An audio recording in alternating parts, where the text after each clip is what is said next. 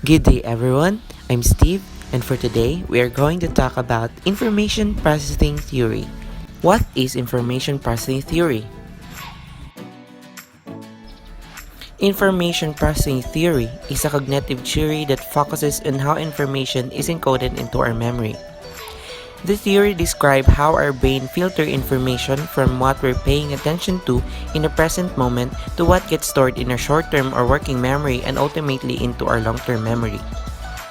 The premise of information processing theory is that creating a long-term memory is something that happens in stages. First, we perceive something through our sensory memory, which everything we can see, hear, feel, or taste in a given moment. Our short-term memory is what we use to remember things for short periods, while long-term memory is stored permanently in our brains.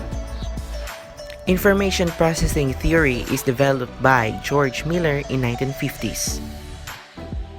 Information processing theory has in recent years compared the human brains to a computer.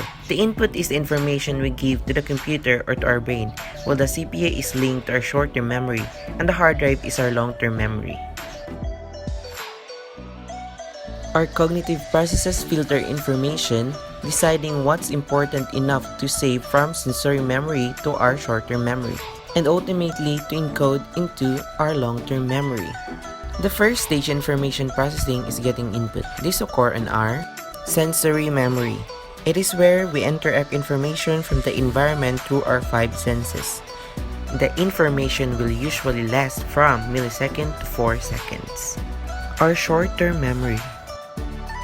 It is what you consciously aware of a given second. Short-term memory can hold 7 to 9 bulk of information, while the long-term memory holds a tons of information. Everything that happens into your life is stored in here. If the information is needed, it can be retrieved anytime. Attention governs information flow within other cognitive domains. Attentional process facilitate, enhance, or inhibit other cognitive processes. Maintenance rehearsal is a process of repeatedly verbalizing or thinking about a piece of information. Encoding is the process of taking information from short-term to long-term memory. Retrieval is the process of taking information from long-term to short-term memory. How does information processing theory works? The first stage of the informational processing model is the sensory memory, which provides the initial screening and processing of incoming stimuli perceived through the five senses. The sensory memory has a very limited capacity and duration.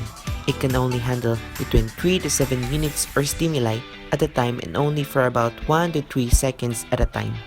The sensory memory interacts with all the incoming stimuli and helps decide what is important enough to direct attention to. A convenient way to think of the sensory memory is as a filter. It takes in the stimuli in the environment, gets rid of anything unimportant by forgetting, and focuses attention on information that is important. Once it is decided that the information is important enough for attention, it finds its way into working memory.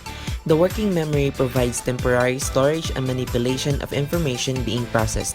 With working memory, the capacity and duration are slightly longer than sensory memory, but not that much. Capacity of the working memory is considered to be 7 on average chunks of information.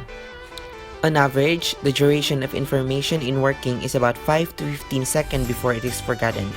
In order to not forget the information, it must be rehearsed, and this is where the working memory begins its job.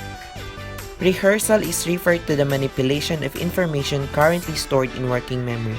Maintenance rehearsal is rehearsal in which a thought or an idea is repeated over and over in order to keep it in the working memory.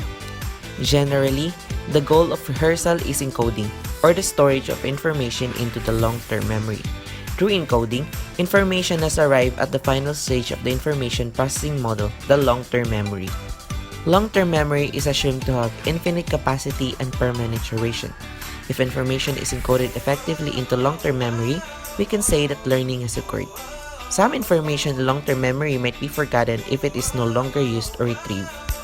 Accessing information stored in long-term memory is referred to as retrieval. Information encoded in long-term memory cannot be interacted with directly. It must be retrieved from long-term memory and brought back into working memory, where the information can once again be processed. That is all for today. Thank you for listening and goodbye.